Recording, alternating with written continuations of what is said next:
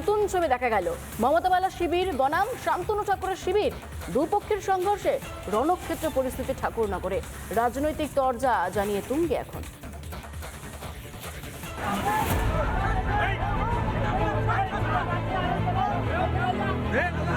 কিল চর খুশি, রাস্তায় ফেলে মার, কিছুই বাদ গেল না, একেবারে ধুন্ধুমার কাণ্ড।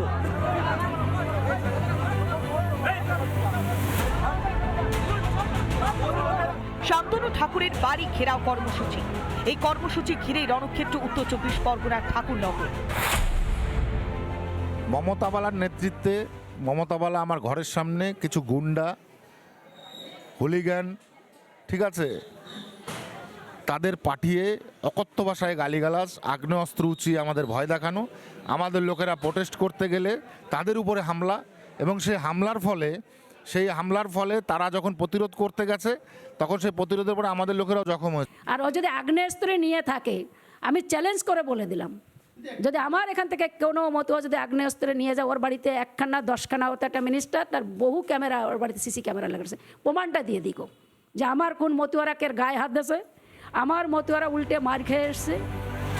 মতুয়াদের দুপক্ষের মধ্যে বাগবিতণ্ডা, মমতা বালা ঠাকুরের অনুগামীদের সঙ্গে শান্তনুর অনুগামীদের অশান্তি, মুহূর্তের মধ্যে হাতাহাতি, তারপরে তুমুল অশান্তি। আমরা শান্তনু ঠাকুরের বাড়ির সামনে যখন গেছিলাম তখন ওখানে কোনো লোকজন ছিল না।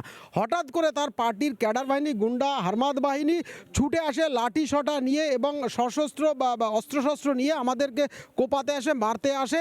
আমরা প্রাণের ভয়ে ছুটে আসি এবং দু একজনকে পেয়ে প্রচণ্ড মার মেরেছে। আমি এসেছিলাম, আমার সঙ্গে আরও 2-4 জন ছিল, আমরা যাচ্ছিলাম ঠাকুরের প্রসাদ গ্রহণ করতে।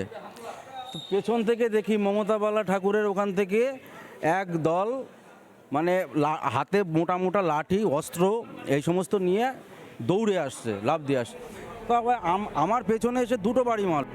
এসবের সূত্রপাত কেন্দ্রীয় প্রতিমন্ত্রী শান্তনু ঠাকুরের বক্তব্যকে কেন্দ্র করে। দিন কয়েক আগে বাগদার এক সভায় বক্তৃতা দেওয়ার সময় শান্তনু CAA এবং SIR নিয়ে সওয়াল করেন। শান্তনু ঠাকুরের মন্তব্যকে হাতিয়ার করে আসরে নামে তৃণমূল কংগ্রেস। ঠাকুর বাড়ির আরও একজন সদস্য মমতা বালা ঠাকুর বুধবার শান্তনু ঠাকুরের বাড়ি ঘেরাও অভিযানের ডাক দেন।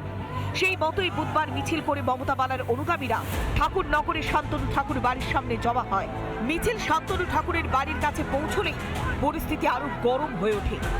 দুপক্ষের মধ্যে প্রথমে বচসা, তারপরেই মারামারি শুরু হয়ে যায়।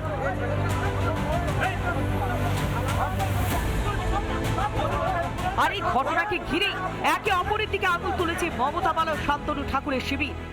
জানি ঠাকুরনগরে রাজনীতির হাওয়া গরম। রিপাবলিক বাংলা।